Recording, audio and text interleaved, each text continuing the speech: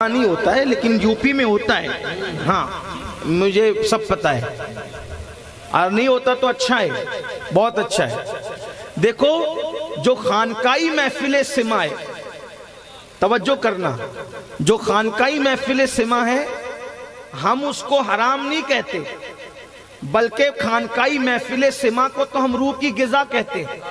جو ہمارے غریب نواز نے کیا، محبوب الہی نے کیا، ہمارے مخدوم صاحب نے کیا، بلکہ ہمارے مخدوم صاحب کا قول تو اتنا سخت ہے، اگر پڑھ دوں تو کچھ لوگوں کو ہضم نہیں ہوگا، تو میں ایسی بات نہیں کرنا چاہتا کہ ہضم نہ ہو۔ اگر آپ کا ذوق ہے، آپ کو اگر ذوق ہے تو لطائف اشرفی اٹھا کر کے پڑھیں تو آپ کو سمجھ میں آئے گا۔ ہمارے بزرگ قطب الاقطاب غریب نواز کے جانشین سرکار بختیار کاکی کا وصال محفل سما میں ہوا۔ مولانا احمد جام کا شعر پڑھا جا رہا تھا، کشتگانے خنجر تسلیم را، ہر زماں از غیب جانے دیگر است، اسی پر آپ کی روح پرواز کر گئی۔ تو محفل سما جو خانقاہی ہے ہم اس پر کوئی بات نہیں کرتے۔ یہ جو بازاری قوالی ہے، قوال اور قوالن کا مقابلہ، یہ نہ خانقاہی لوگ جائز کہتے ہیں نہ درسگاہی لوگ جائز کہتے ہیں۔ اب بتاؤ اس طرح کا عرس کرو گے، ادھر میک اپ کر کے قوالن بیٹھے گی، ادھر قوال بیٹھے گا میک اپ کر کے، اور اس کے بعد مقابلہ ہوگا، فحش اشعار پڑھے جائیں گے، اور کوئی دیوبندی وہابی کو لا کر کے کوئی مولوی بتائے گا دیکھو یہ سنیت ہے، تو بتاؤ اس سنیت کو کوئی قبول کرے گا؟ اپنے مسلک کو کون بدنام کر رہا ہے؟ تم سنی خود بدنام کر رہے ہو، اور یہ ولی لوگ تم پہ لعنت کریں گے کہ میرے آستانے پہ پوری زندگی میں نے شریعت پہ گزاری، تو قوال اور قوالن کو یہاں لا کے بٹھا دیا، جنہوں نے کبھی عورت کا منہ نہیں دیکھا، نامحرم عورتوں کو نہیں دیکھا، آپ کیا کرتے ہو؟ تو عرس مناؤ، شرعی طور پہ مناؤ۔ اور سما کا پھر کہہ رہا ہوں، غلط پروپیگنڈا مت کرنا، ہم سما کے حرام کہنے والے لوگ نہیں، کیسے کہیں گے؟ ہم غلام ہیں غریب نواز کے، ہم غلام ہیں محبوب الہی کے، ہم غلام ہیں مخدوم اشرف جہانگیر سمنانی کے، ہم غلام ہیں وارث پاک کے، ہم غلام ہیں صابر پاک کے، ہم اپنے آقاؤں سے بغاوت کیسے کر سکتے ہیں؟ تو خانقاہی سما کے ہم مخالف نہیں ہے، جو غریب نواز نے، بندہ نواز نے جس طرح کے کیا ہم اس کے مخالف نہیں ہیں، بلکہ وہ تو روح کی غذا ہے، وہ تو ایمان کی تازگی کا سبب ہے، اس پر ہمارے پاس الگ دلائل ہے۔ لیکن عرس میں بلکہ مجھے تو پتا چلا ہے کہ زنخوں کو بلایا جاتا ہے، زنخوں کو بلایا جاتا ہے، کس کو؟ یعنی جو نہ مردوں میں ہوتے نہ عورتوں میں، اور ان کو نچایا جاتا ہے۔ یہ سارے حالات ہوتے ہیں، ولی تم پہ لعنت کریں گے۔ جو آخری بات کرنے چلا تھا وہ یہ کہ ادب سے جایا کرو، اس شان سے کہ ولی اگر ظاہری حیات میں ہوتے تو تم ان کا کتنا ادب کرتے، اسی طرح ان کے مزار کا بھی ادب کیا کرو، احترام کیا کرو، تعظیم کیا کرو۔ کیوں؟ ہمارے بزرگوں نے بتایا جو کچھ تم ولیوں کے مزار پہ جا کے کرتے ہو، ڈائریکٹ انڈائریکٹ ان پہ اثر پڑتا ہے۔ اب اس کو سن لو کیسے پڑتا ہے، یہی آخری بات ہے۔ اجمیر شریف ایک حافظ جی گئے، نیک تھے حافظ جی، بڑے نیک آدمی تھے۔ اجمیر شریف گئے، اجمیر شریف ہو سکے تو جایا کرو اور پہنچ جایا کرو، اس لیے کہ ہندوستان کا اصلی بادشاہ وہی ہے، ہندوستان کا اصلی بادشاہ وہی ہے۔ وہ ہمارا بادشاہ 5-6 سال کے لیے نہیں ہے، جب سے آئے ہیں، اور انشاءاللہ جب تک چاند و سورج رہیں گے تب تک وہ ہمارا بادشاہ ہے۔ اور ہندوستان والوں، تم یتیم نہیں ہو، بے بس اور بے کس نہیں ہو، تم لوگ غریب نواز کے بسائے ہوئے لوگ ہو، جس کے بٹھائے ہوئے اونٹ نہ اٹھائے جا سکیں، اس کے بسائے ہوئے غلام بھی اٹھائے نہیں جا سکتے۔ شرط ایک ہے، غریب نواز کے نانا کے وفادار بن جاؤ، غریب نواز کے نانا کے وفادار بن جاؤ۔ اگر فجر میں سوتے پڑے رہو گے، جو کچھ آج ہو رہا ہے اس سے زیادہ ہوگا۔ غریب نواز مدد نہیں کریں گے، تمہاری یاد رکھنا، کیونکہ جس سے نانا ناراض اس سے نواسا ناراض۔ اور اللہ کے رسول نے فرمایا جس نے جان بوجھ کے نماز چھوڑ دی اس کے ساتھ قیامت کے دن میرا کوئی وعدہ نہیں ہے، وہ اللہ کی چادر رحمت کے باہر ہو گیا۔ اس لیے میری گزارش ہے، اگر رسول اللہ سے وفا نہ کرو گے تو یاد رکھنا آنے والے دن بڑے بھیانک ہوں گے۔ نماز پڑھو، بلکہ میں نے کل ایک تقریر میں لوگوں کو کہا اگر فرعون کی حکومت کی بجائے سلیمان علیہ السلام کی بھی حکومت ہو تو تمہارے ساتھ وہی ہوگا جس کے تم حقدار ہو. یاد رکھنا، اگر سلیمان علیہ السلام کی حکومت بھی ہو جائے تو جو کرتوت آپ کے ہمارے ہیں، ہمارے ساتھ وہی ہونا ہے جس کے ہم حقدار ہیں. بتاؤ، زنا کرتے ہو، حضور کے دل پہ کیا گزرتی ہے؟ زنا کی فلمیں دیکھتے ہو، حضور کے دل پہ کیا گزرتی ہے؟ عرسوں میں آ کے ہلڑ بازی کرتے ہو، ان اولیاء اللہ کے دل پہ کیا گزرتی ہے؟ داڑیاں منڈا کر گٹروں میں پھینکتے ہو، حضور کے دل پہ کیا گزرتی ہے؟ بیٹیوں کی شادی میں نچنیاں بلاتے ہو ناچنے کے لیے، حضور کے دل پہ کیا گزرتی ہے؟ بتاؤ، عرس کے اندر قوالن کو، نامحرم عورت کو. ارے میرے بھائی، ہم سنیوں کے مسلک میں عورت کی آواز سے تلاوت قرآن سننا جائز نہیں ہے. جب عورت سے قرآن سننا جائز نہیں ہے تو عورت سے قوالی سننا کیسے جائز ہو سکتی ہے؟ یہ اپنا مسلک ہے، اصل مسلک یہ، اسی کو مسلک اعلیٰ حضرت کہتے ہیں.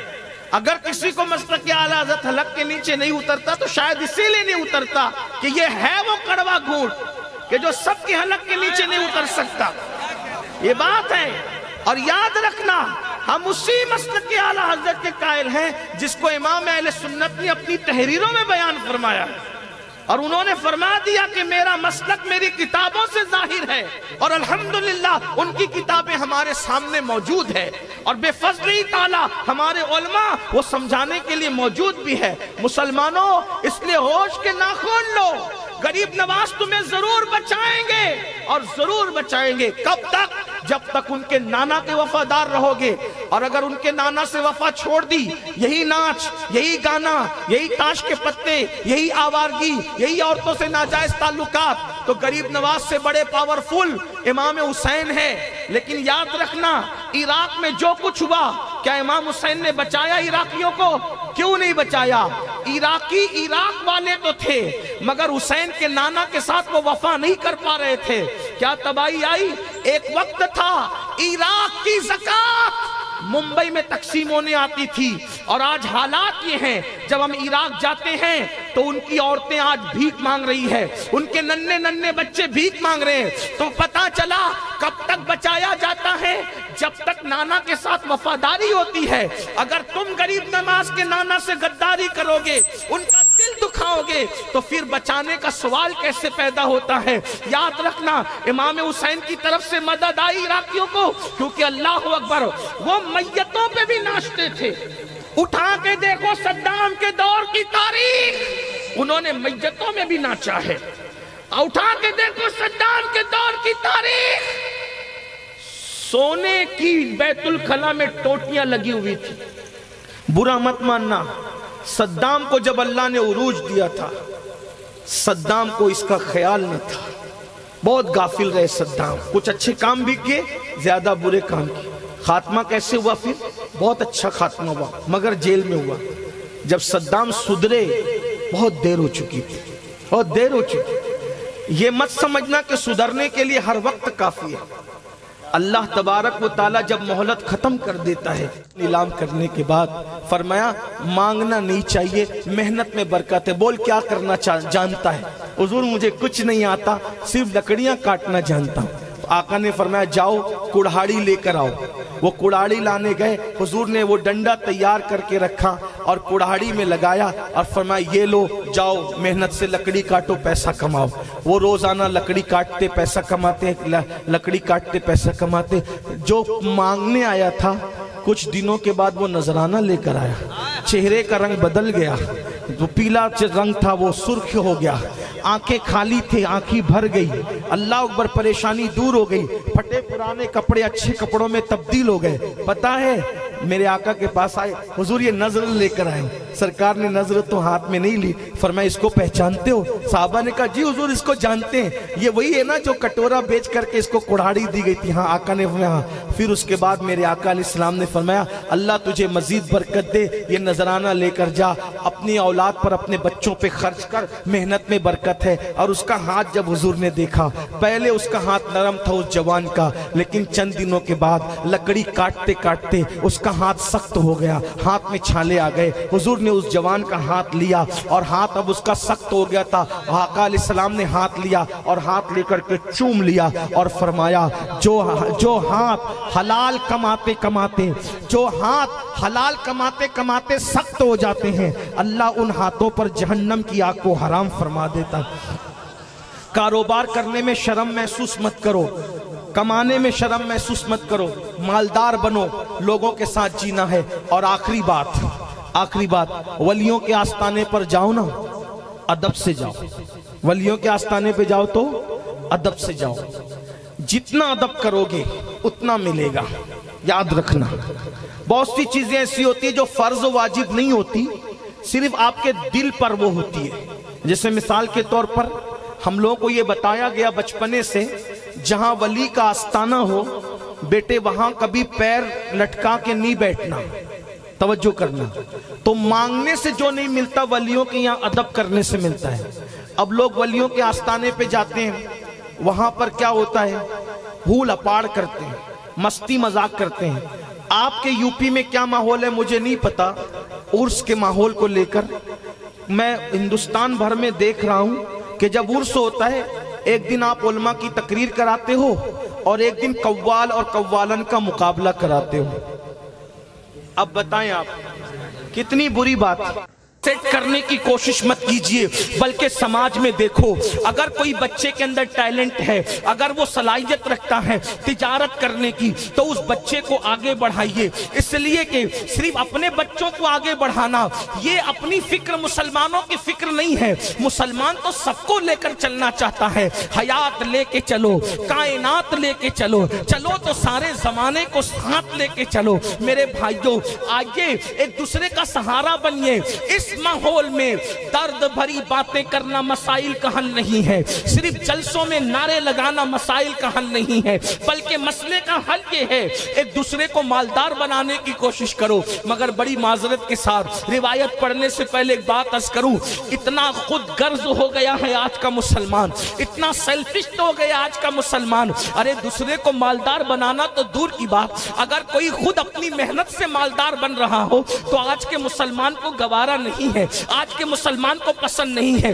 یاد رکھو کتے کی طرح خود غرض مت بنو، کتے کی طرح خود غرض مت بنو، بلکہ اللہ کے رسول علیہ السلام نے ہمیں درد مند دل رکھنے کا حکم دیا. اللہ کے رسول علیہ السلام فرماتے ہیں دنیا مردار کی طرح، دنیا مردار کی طرح ہے اور دنیا دار کتے کی طرح ہے. حضور علیہ السلام نے کسی مذہب والے کو یہ بات نہیں فرمائی، بلکہ جو دنیا دار ہے، دنیا دار یعنی جو دنیا سے محبت کر کے خود غرض ہو گیا، حضور نے اس کو کتا فرمایا. اب آپ غور کرنا، حضور نے مردار تو کوا بھی کھاتا ہے، مردار تو چیل بھی کھاتی ہے، لیکن حضور علیہ السلام نے دنیا سے محبت کرنے والے دنیا دار کو کتا کیوں فرمایا؟ کیونکہ کوے کو اگر مردار ملتا ہے تو وہ کائیں کائیں کر کے پوری برادری کو بلاتا ہے اور پوری برادری کے ساتھ مردار کھاتا ہے. چیل کو اگر مردار ملتا ہے وہ بھی کھاتی ہے، اس کے ساتھ کوے بھی کھائیں، دوسرے جانور کھائیں، اس کو اعتراض نہیں ہوتا. لیکن کتا اتنا خود غرض اور حریص ہوتا ہے کہ جب اس کو مردار مل جائے تو اس کی ماں بھی اگر مردار کھانے میں شامل ہو تو وہ اپنی ماں کو بھی بھونک بھونک کر کے بھگا دیتا ہے. اس کا بھائی بھی اگر کھانے میں شامل ہو تو بھائی کو بھی بھونک بھونک کر بھگا دیتا ہے. پھر کوے اور چیل کا حال یہ، وہ صرف گوشت کھاتے ہیں یا چمڑا کھاتے ہیں، ہڈی چھوڑ دیتے ہیں. کوئی چمڑا کھائے گا تو گوشت چھوڑے گا، کوئی گوشت کھائے گا تو ہڈی چھوڑے گا. لیکن کتا اتنا خود غرض ہوتا ہے کہ وہ چمڑی بھی کھاتا ہے، گوشت بھی کھاتا ہے، ہڈی بھی کھاتا ہے اور کسی کو کھانے نہیں دیتا. اب اگر تم خود غرض بنے ہو تو اللہ کے رسول مسلمانوں میں تم سے کہہ رہا ہوں، اگر تم خود غرض بنے ہو تو حضور تمہیں کتا کہہ رہے ہیں. دنیا کی محبت میں مبتلا ہو تو حضور تمہیں کتا کہہ رہے ہیں. آپ مجھے بتائیے، آپ بتاؤ آپ کون ہو؟ اللہ کے نبی جسے کتا کہیں دنیا کی محبت کی بنیاد پر. آپ مجھے بتائیں کہ ہم کتا پنا نہیں کر رہے. اگر یہ بات کہے تو آپ گالی سمجھو گے، لیکن تم کلمہ پڑھتے ہو نبی نے فرمایا، اور ہم نبی جو کہہ دیں اس کو حرف آخر سمجھتے ہیں. یہی ہے सगा भाई तरक्की कर रहा है, तुमसे बर्दाश्त नहीं होता। पड़ोसी तरक्की कर रहा है, तुमसे बर्दाश्त नहीं होता। रसूलुल्लाह ने कौन सा माशरा बनाया था? अल्लाह के रसूल ने कैसा माशरा बनाया था? उस माशरे में हो, खुद साख्ता गढ़ लिया है अपनी तबीयतों पर और उसी पे अमल कर रहे हो। आओ हुजूर ने कौन सा माशरा बनाया था सुन लो, और दिल के कानों से सुन लो। सैयद महमूद शाह के कदमों में बैठे हो, शायद कि उतर जाए तेरे दिल में मेरी बात। एक मर्तबा हैदराबाद के नवाब मदीने मुनव्वरा पहुंचे, नवाब हैदराबाद मदीने मुनव्वरा पहुंचे। मदीने के गरीबों में लिबास तकसीम करना था, सूट तकसीम करना था। नवाब हैदराबाद एक मदीने मुनव्वरा की कपड़े की दुकान पे पहुंचे, कपड़ा देखा, पसंद किया, रेट तय किया, और रेट तय करने के बाद सैकड़ों ड्रेस का, सैकड़ों लिबास का ऑर्डर दे दिया। तो उस मदीने मुनव्वरा के उस ताजिर ने हैदराबाद के नवाब से कहा, नवाब साहब वो जो मेरे सामने की दुकान है, यही क्वालिटी, यही कीमत, इतना ही कपड़ा आपको सामने की दुकान में मिल जाएगा, मेरे यहाँ से मत खरीदिए, वहां से खरीदिए।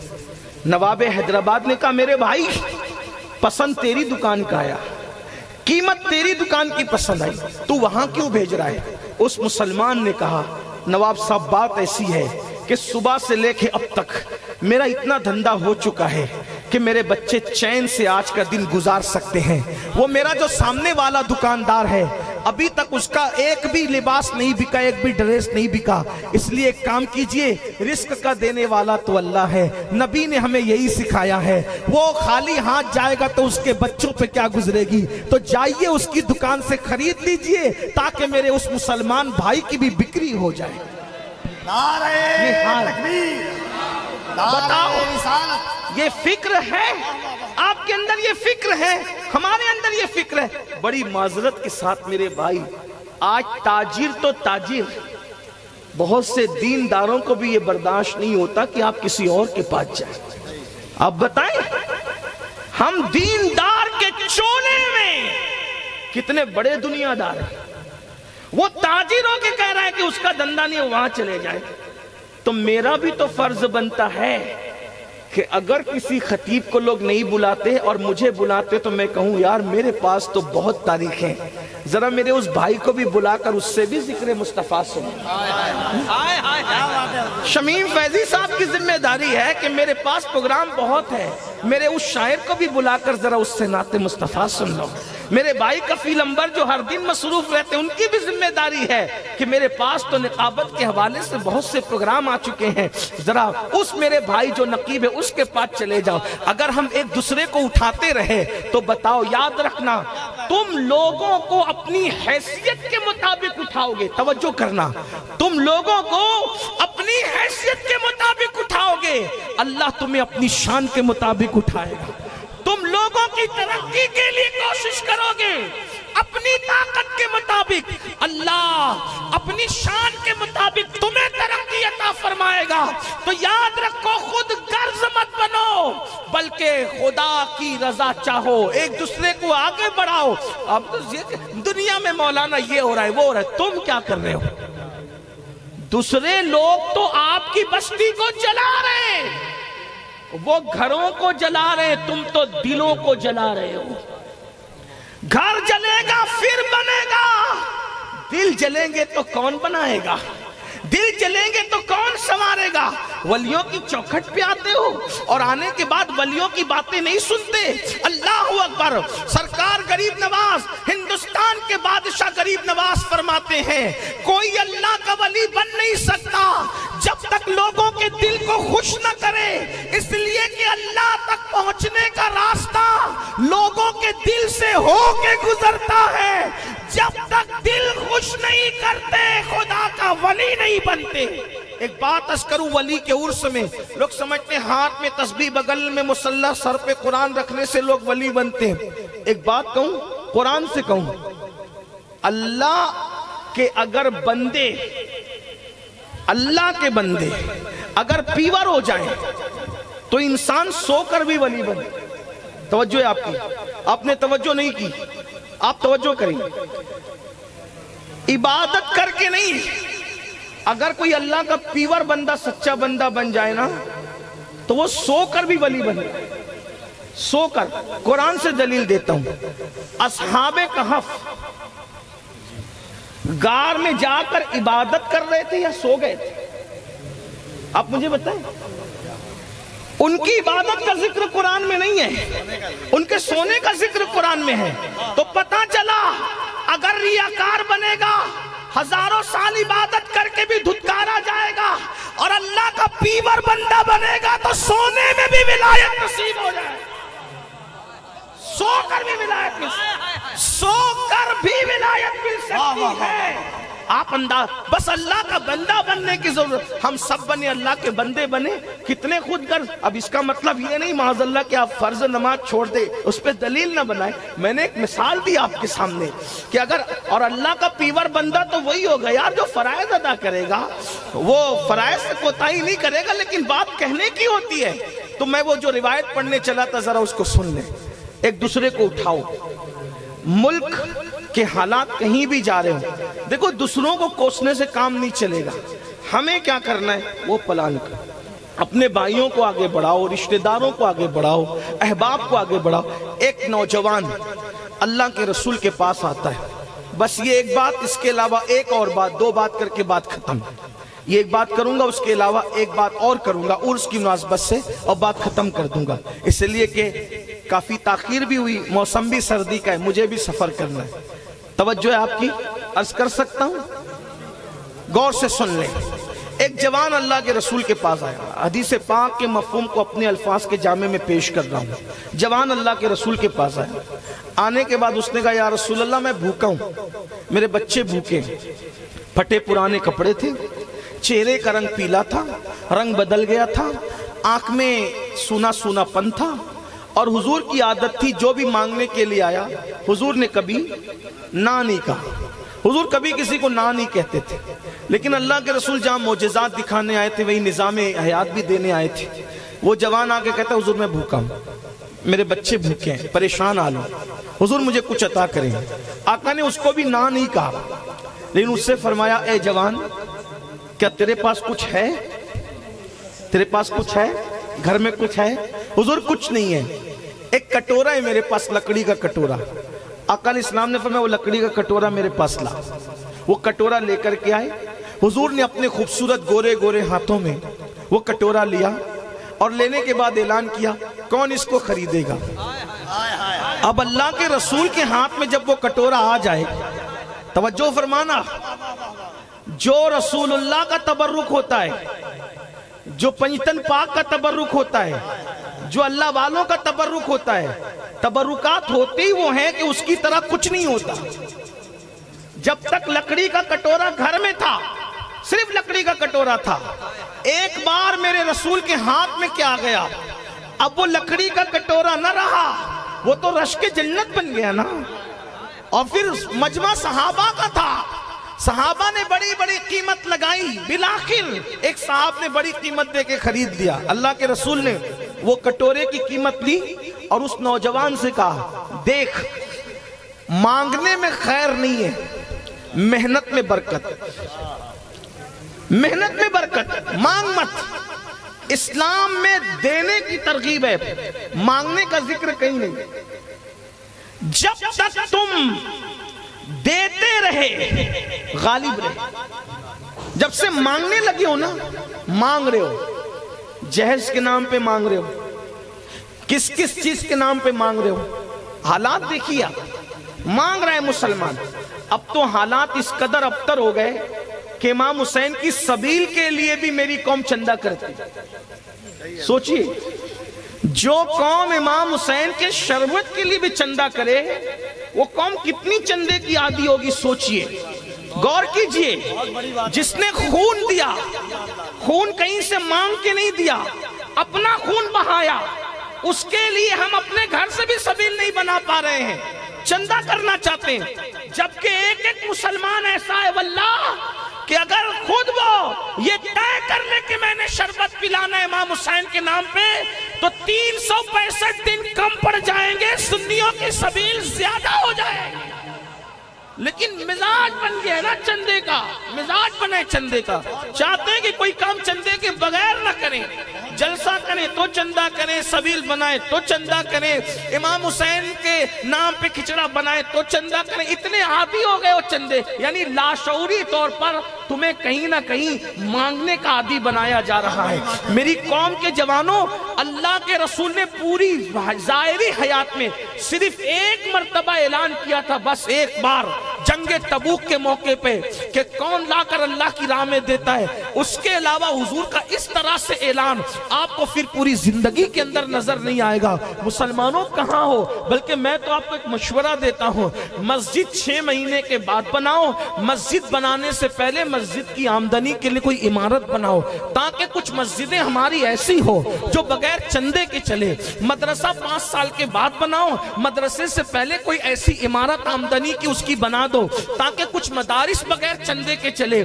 میرے آقا علیہ السلام کے پیارے دیوانوں، ہم چندے، آپ لاشعوری طور پہ عادی ہو رہے ہو، مانگنے کے عادی۔ اسلام دینے کا مذہب ہے، مانگنے کا مذہب نہیں۔ آقا نے فرمایا اوپر والا ہاتھ بہتر ہے نیچے والے ہاتھ سے۔ آپ دیکھ لو، سرکار غریب نواز کی چوکھٹ پہ آپ کو اکبر نظر آئے گا، غوری نظر آئے گا، تغلق نظر آئے گا، خلجی نظر آئے گا، غریب نواز کسی بادشاہ کی چوکھٹ پر نظر نہیں آئیں گے۔ آپ دیکھ لو، ولیوں کے ماننے والے سنیوں، یہ تم نے بدعتیوں سے سیکھا ہے مالداروں کی گداگری، ورنہ ہمارے اولیاء تو وہ ہیں۔ واللہ حضرت محبوب الہی نے خانقاہ کے 2 دروازے بنائے تھے، بادشاہ کہتا تھا ملنے آنا ہے، ملنے آنا ہے، ملنے آنا ہے، محبوب الہی فرماتے تھے ہمیں بادشاہوں سے کیا کام، جو بادشاہ حقیقی سے 5 وقت ملتے ہو وہ دنیا کے بادشاہ سے کیوں ملے؟ ہم تم سے نہیں ملتے کیونکہ ہم تم سے ملنے کے آداب نہیں جانتے، اور ہم تمہیں اس لیے خانقاہ میں نہیں بلاتے کہ ہم تمہاری مہمانی کے آداب نہیں جانتے۔ اگر بادشاہ ایک دروازے سے آئے گا تو خانقاہ کے 2 دروازے اس لیے بنائے ہیں، ایک سے وہ آئے گا، دوسرے سے ہم چلے جائیں گے۔ اللہ نعرہ تکبیر۔ آپ دیکھیں ولیوں کی صرف کرامتیں دیکھیے، یہ ان کی استقامت بھی دیکھو۔ اور ایک محفل میں ہو گیا، توجہ کریں، عنوان نہیں ہے لیکن بات آ گئی ولی کی مناسبت سے، ایک محفل میں ہو گیا کیا کہ کسی کا انتقال ہوا، اور وہ تعلق والا تھا، بادشاہ کا بھی تعلق والا تھا، محبوب الہی کا بھی۔ بادشاہ کو پتا چلا میرا بھی متعلق ہے اور محبوب الہی کا بھی تعلق والا ہے۔ محبوب الہی اتنے اخلاق والے کہ جنازے میں ضرور آئیں گے۔ تو کہا اچھا خانقاہ میں نہیں آتے، مجھے نہیں بلاتے، میرے خانقاہ میں مجھے نہیں بلاتے، میرے دربار میں نہیں آتے، میت میں تو آئیں گے نا محبوب الہی۔ محبوب الہی کو جانتے ہو کہ نہیں جانتے؟ سرکار نظام الدین اولیاء کو جانتے ہیں کہ نہیں جانتے؟ میرے امام اہل سنت لکھتے ہیں ولایت کی دنیا میں 2 محبوب بڑے مشہور ہوئے ہیں، 2 محبوب ولیوں میں 2 محبوب بڑے مشہور ہوئے ہیں۔ ایک تو محبوب سبحانی ہے، بغداد کا دولہ، ہم قادریوں کا پیر غوث اعظم ہے، اور دوسرے محبوب الہی سرکار نظام الدین اولیاء کی ذات ہے، جو مقام محبوبیت میں مشہور ہوئے۔ تو اس نے سوچا محبوب الہی آئیں گے میت میں، تب تو ملاقات ہو ہی جائے گی۔ اب سنو حال، سنو کیا غجور لوگ تھے یہ ولی لوگ۔ کہاں گئی غیرت سنیوں، کہاں گئی؟ محبوب الہی میت میں پہنچے، بادشاہ پہلے سے جا کے بیٹھا ہوا تھا۔ آپ پہنچے اور پہنچنے کے بعد پیر پھیلا دیے بادشاہ کی، پیر پھیلا دیے بادشاہ کی طرف، پیر پھیلا دیے۔ بادشاہ کا وزیر جو چمچہ تھا اس نے کہا اتنے بڑے عالم، اتنے بڑے فقیر، اتنے بڑے ولی ہو، بادشاہ کے سامنے پیر پھیلا رہے ہو؟ ہنس کے کہتے ہیں کیوں نہ پھیلاؤں، دنیا کا دستور ہے جہاں ہاتھ پھیلتے ہیں وہاں پیر نہیں پھیلتے، اور جہاں ہاتھ نہیں پھیلتے وہاں پیر ہی پھیلا کرتے ہیں۔ تیرے بادشاہ کے سامنے پیر پھیلا کے بتا رہا ہوں، مسجد میں پیر نہیں پھیلاتا اس لیے کہ وہاں ہاتھ پھیلاتا ہوں، اور اس کے سامنے ہاتھ نہیں پھیلاتا اس لیے اس کے سامنے پیر پھیلاتا ہوں۔ یہ غیرت تھی ان لوگوں کی، آج کہاں گیا مسلمان کی غیرت؟ اور یہ غیرت کب آتی ہوتا ہے؟ جب دولت آتی ہے، ایمان کے ساتھ جب دولت آتی ہے تب یہ غیرت آتی ہے۔ غریب لوگوں کا کام ہی، مفلس لوگوں کا کام ہی۔ محبوب الہی کا اس دور میں 200 روپے کے حساب سے ماہانہ خرچ تھا لنگر کا، جب لوگ ایک آنے میں بھی مکان خرید لیتے تھے، جب میرے سرکار محبوب الہی 200 روپے لنگر پہ لٹاتے تھے۔ ایک دن بادشاہ نے کہا یہ نظام الدین ہمارے ماننے والے سپاہیوں کے چندے پہ لنگر کرتا ہے اور لوگوں کے دل جیتتا ہے، خبردار کوئی سپاہی نظام الدین کی خانقاہ میں نہیں جائے گا اور کوئی اس کو نذرانہ نہیں دے گا۔ حضرت امیر خسرو نے آگے کہا سرکار بادشاہ کا اعلان ہوا ہے کوئی سپاہی آج کے بعد خانقاہ میں نہیں آئے گا، آپ کو نظر پیش نہیں کرے گا۔ کہا کیوں؟ کہا وہ کہتا ہے کہ ہمارے چندے پہ لنگر کرتے ہیں اور لوگوں کا دل جیتتے ہیں۔ محبوب الہی نے مسکرا کے کہا آج کے بعد لنگر کا خرچہ ڈبل کر دو تاکہ اس کو پتا چل جائے ہم چندے پر لنگر نہیں کرتے، خدا کی عطا پر کرتے۔ یہ ہمارے بزرگوں کی شان۔ ایک دن بادشاہ ملنے کے لیے آ ہی گیا، ایک دن بادشاہ ملنے کے لیے آ ہی گیا۔ محبوب الہی نے بولا میں نہیں ملوں گا، اس کو میرا استبل گھما دو، جاؤ میرا استبل دکھا دو۔ یہ لوگ ہیں، آپ کیا سمجھ رہے ہیں لوگ ولیوں کو؟ کیا ہمیں پتہ ہی نہیں، بتائی نہیں گئی ہے، ہم نے کبھی پڑھنے کی جاننے کی کوشش نہیں کی ہے۔ محبوب الہی سے بادشاہ ملنے آیا اور کیا ہوا؟ آپ نے فرمایا جاؤ اس کو میرا استبل بتاؤ۔ استبل کس کو کہتے ہیں؟ جس میں گھوڑے بنتے ہیں، گھوڑے بنتے استبل دکھاؤ۔ بادشاہ کو استبل میں لے گئے تو گھوڑوں کے گلے میں جو چین تھی زنجیر وہ سونے کی تھی اور جو کھوٹیاں تھی وہ چاندی کی تھی۔ بادشاہ نے جب گھوڑوں کے، بیلوں کے، گایوں کے، بکریوں کے گردن میں سونے کی زنجیر اور کھوٹیاں چاندی کی دیکھی تو کہا واہ، ہمیں دنیا دار کہنے والا نظام الدین اتنا بڑا دنیا دار نکلا۔ ہم نے تو گھوڑوں کو سونے کی زنجیر نہیں پہنائی اور تمہارے پیر نے پہنا دی۔ کوئی دوڑتا ہوا مرید گیا، کہا سرکار آپ کو ایسا بول رہا ہے، کہا اس کو جا کے جواب دے یہی تو فرق ہے تجھ میں اور مجھ میں کہ تو نے اس سونے کو دل میں جگہ دی ہے اور میں نے اس سونے کو جس کا وہ حقدار تھا وہاں جگہ دی ہے۔ وہ جانوروں کے گلے میں رہنے کی چیز تھی، میں نے اس کو جانور کے گلے میں رکھا، اپنے دل میں نہیں رکھا۔ دل میں تو یار بستا ہے، دل میں تو یار کا پیار بستا ہے۔ یہ وہ لوگ ہیں میرے بھائیوں جنہوں نے حکومتیں بانٹی، جنہوں نے آج ہم کیا ہو گئے؟ وجہ آج ہم اللہ والے نہ رہے، ہم نفس کے غلام ہو گئے۔ بات دور نکل دیئے، عرض کیا کر رہا تھا؟ وہ جوان حضور کے پاس آئے، حضور نے اس کا کٹورہ لیا، کٹورہ نیلام کیا اور کٹورہ بار سے دیکھو فرعون بھی تو ڈوبتے ڈوبتے سدھرنے کی بات کیا، اللہ نے قبول کیا؟ اللہ نے قبول کیا؟ نہیں قبول کیا۔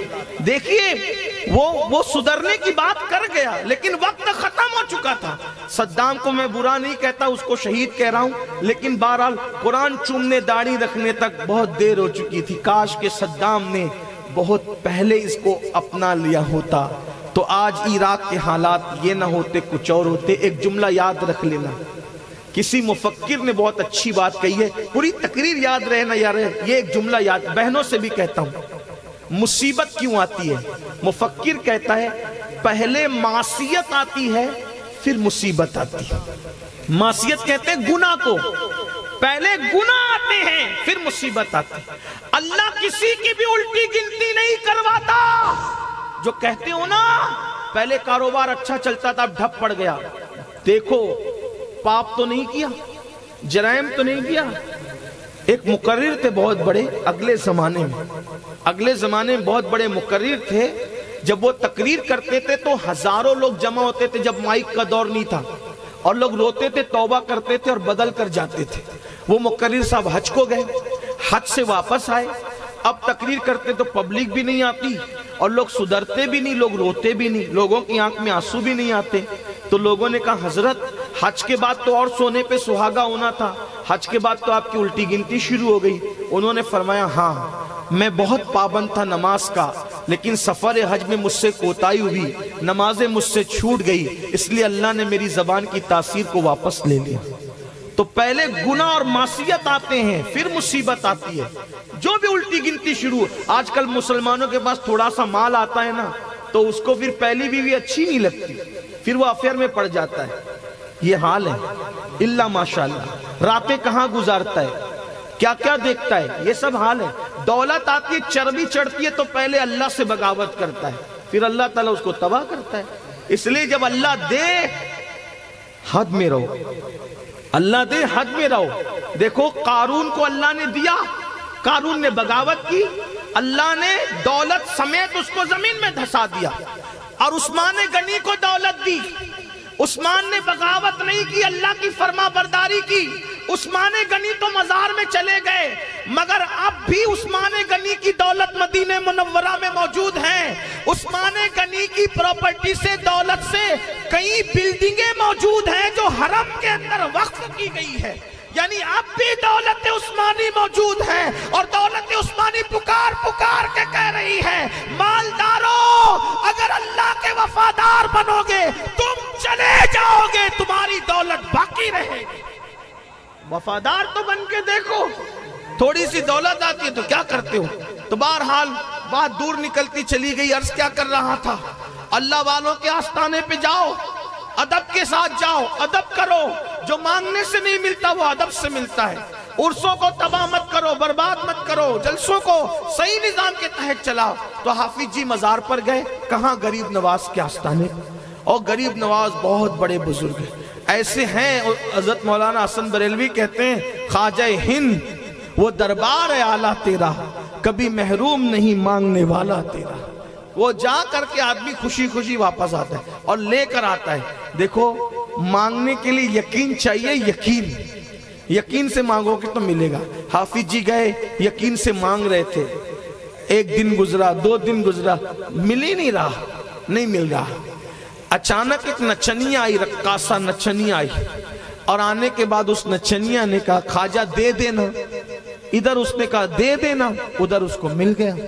ملا تو حافظ جی نے دیکھا, حافظ جی کو غصہ آیا, اور غصے میں آپ نے, حافظ صاحب نے جلدی کی اور دونوں ہاتھ غریب نواز کی چوکھٹ پہ مارے, اور مار کر کے فرمایا خواجہ تیرے یہاں انصاف نہیں ہے, خواجہ تیرے یہاں انصاف نہیں ہے.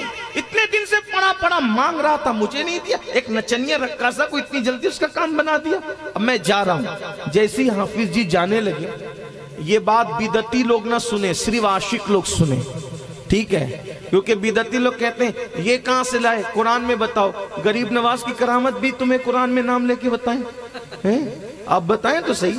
ارے کرامت کا ایک اشارہ قرآن دے چکا, اسی کے ذریعے سے عقیدہ بنتا ہے. بہرحال تو عرض کیا کر رہا تھا, اللہ اکبر. حافظ جی نے ہاتھ مارے اور ہاتھ مار کے کہا میں جا رہا ہوں. اس کو دیا, مجھے نہیں دیا, محروم کیا, انصاف نہیں, میں چلا.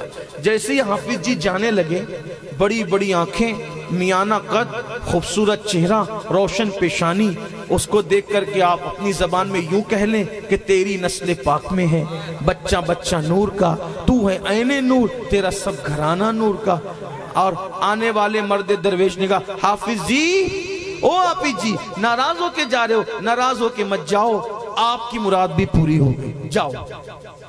انہوں نے کہا جس کے یہاں آیا تھا اس نے تو مراد پوری نہ کی, اور آپ مراد پوری کرنے کی بات کر رہے ہیں, کون ہیں آپ؟ مسکرا کے کہا جس کی چوکھٹ پہ آئے تھے نا وہی معین الدین میں ہوں, وہی میں ہوں, وہی ہوں. جاؤ, آپ نے وہ جلدی مچائی نا, جاؤ مراد پوری ہو گئی. قدم پکڑ لیے, سرکار معاف کرنا, لیکن کیوں دیر کی, مجھے دینے میں کیوں دیر کی؟ غریب نواز سرکار نے فرمایا حافظ جی مجھے قرآن بہت پسند ہے, مجھے قرآن بہت پسند ہے حافظ جی. آپ جب قرآن پڑھتے تھے نا تو میں دینے میں اس لیے دیر کرتا تھا کہ اگر دیر کروں گا تو مزید قرآن پڑھو گے, مجھے اچھا لگے گا, میرا دل بہلے گا. اگر دے دوں گا تو آپ چلے جاؤ گے, تو میں آپ کو بھیجنا نہیں چاہتا تھا, اس لیے میں تمہیں روکنے کے لیے دیر کر رہا تھا. اور اس کی مکروہ آواز مجھے پسند نہیں تھی, اس لیے جلدی سے اس کو دے کر کے بھگا دیا. لیکن حافظ جی تم نے جلدی مچائی نا, اب جاؤ, تمہاری مراد بھی پوری ہو گئی. لیکن جاتے جاتے ایک چیز دیکھتے جانا حافظ جی. پھر اس بزرگ نے کپڑا ہٹایا اور ہٹا کے کہا دیکھو کیا ہے, تو 10 انگلیوں کا نشان پیٹھ پہ موجود تھا, 10 انگلیوں کا نشان پیٹھ پہ موجود تھا. حافظ جی نے گھبرا کے کہا سرکار یہ کیا ہے؟ کہا حافظ جی جو تم نے میری چوکھٹ پہ ہاتھ مارے نا وہ میری چوکھٹ پہ نہیں پڑے, وہ میری پشت پہ پڑے. یہ بھی دیکھتے جاؤ, یہ اللہ والے لوگ, یعنی ان کی بارگاہ میں جا کر کے تم جو کرتے ہو اس کا اثر کہیں نہ کہیں ان کی ذات پر ڈائریکٹ انڈائریکٹ پڑتا ہے۔ اب آپ مجھے بتاؤ ولیوں کے آستانے پر کیسے جانا چاہیے، کیا کرنا چاہیے؟ ہم کیا کرتے ہیں؟ بہت سے لوگ تو ایسے ہیں اندر جا کے فاتحہ بھی نہیں پڑھیں گے، باہر سے ہی فاتحہ نہیں پڑھیں گے، وہ میلہ گھومیں گے، ہول اپاڑ کریں گے، مستی مذاق کریں گے، کچھ چیزیں خریدیں گے، لے کے نکل جائیں گے۔ تو مطلب آپ عرس میں نہیں گئے، آپ میلے میں گئے، آپ بازار میں گئے۔ یاد رکھنا بازار تو کہیں بھی لگے گا لیکن اللہ والے کا عرس کہاں ہوگا، اور عرس کی قدر کرو۔ حضرت شاہ ولی اللہ دہلوی لکھتے ہیں کہ 11ویں شب میں، ربیع الاخر کی 11ویں شب میں مدینہ منورہ میں موجود تھا، تو میں نے کیا دیکھا کہ مولا علی موجود ہیں اور سارے ولی موجود ہیں اور کہیں جانے کی تیاری ہو رہی ہے۔ تو میں نے پوچھا مولا سے، سرکار کہاں جانے کی تیاری ہوئی سب کو لے کر کے؟ تو مولا پاک نے فرمایا تجھے معلوم نہیں آج 11ویں ہے، عبد القادر کا عرس ہے، ہم سب اس عرس میں شریک ہونے کے لیے جا رہے ہیں۔ یہ شاہ ولی اللہ لکھ رہے ہیں۔ اس سے روشنی لے کر کے کیا پتا چلا؟ عام دنوں میں ولی کے مزار پہ جاؤ گے تو صرف ولی ملیں گے، عرس میں آؤ گے تو ولی بھی ملیں گے اور علی بھی ملیں گے۔ السلام علیکم ورحمۃ اللہ وبرکاتہ۔